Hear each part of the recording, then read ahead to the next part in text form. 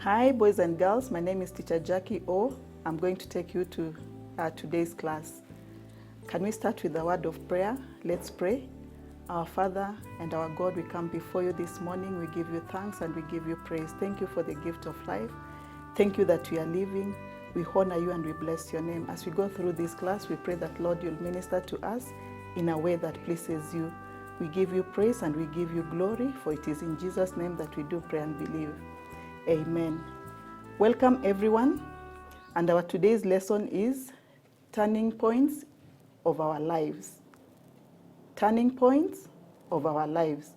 In life, we have many transitions, and many a times we make decisions, and the decisions demand that we make good and proper decisions, because these decisions affect our lives positively and negatively.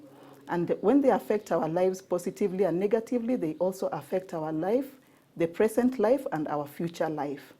So we're going to see how turning points in our life can affect us in each way. So we are going to define what is turning point. Turning point is a decisive change in a situation that occurs for beneficial acts, for benefits. When you say turning point in a life, you turn your life around from one part of your life that was not good to another part. So in this case, we are going to see the characters in the Bible that went through turning points in their lives. First, you're going to look at the story of the Israelites. The Israelites moved from Egypt, and they had their leader who was Moses. Moses moved them from Egypt to the promised land which God had promised them. So they moved from Egypt to the wilderness. And we remember this story very well, because if you can remember, there was a time that Moses had to send 12 people to go and spy the land that God had promised to them. And amongst the 12 people was Caleb and who? We had Caleb and Joshua. So they were amongst the 12 people. They went to this land. They spied the land. And when they came back with the report, the 10 people gave a different report. Only Caleb and Joshua gave a report, and Moses went with the report of Joshua and Caleb. The other 10 people said the land was not good. There were giants in that land, and they were going to be swallowed. They had fear. Only Caleb and Joshua came back even with the fruits and showed Moses. And Moses went with the decision of Joshua and Caleb and make a decision that they are going to conquer that land. And you remember the history of the Israelites. Only Caleb and Joshua among that generation were able to go to that promised land. Why did the rest not enter the promised land? One, because they had fear.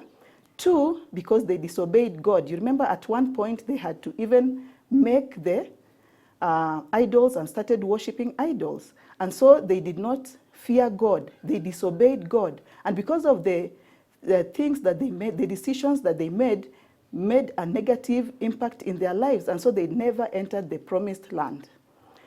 Another character we are going to look at is Esau. We remember Esau in the Bible. Esau was a brother to Jacob, and Esau was the firstborn in the house of Isaac. And so Esau was supposed to be blessed by the father, who was Isaac. And because of his greed and because of his being hungry, he sold his birthright because of a plate of soup. And so that is how his life turned. He was not able to get blessings from his father because he sold his birthright to Jacob. Jacob had a turnaround because he was blessed. Why? It is wrong, yes, but he tricked Esau. And because Esau made that decision, you see what happened to him. So you see these characters, and even in our lives as children, there are decisions that we'll make right now that will affect our lives. Will affect our lives either positively or negatively. Now, if we look at this, at the times we are in now, everything is online. There is no church, physical church. We had an opportunity to be going to church, right? We had an opportunity to go to school, play with our friends, meet our friends at school, meet our teachers, go to school, come back home. We had time, our parents had time to even go to work. There's not that time now. We had that opportunity. And if we use that opportunity well, we are not going to worry. Now we still have time as children of God because we have church online. And even as we are now as children, we are going to sit for our exam. We don't know what is going to happen, but we trust that we are going to sit for our exams. And we have learning online. Are we making good use of that opportunity? Are we studying? Are we taking time to even ask our parents questions? Do we have time to even listen to online church? Because that is the time, that is what we have now. We have that opportunity. We don't have physical church, but we have the online church. So as children, we need to make good decisions. Apart from that, do we have a relationship with Christ? Do we have a personal relationship with Christ?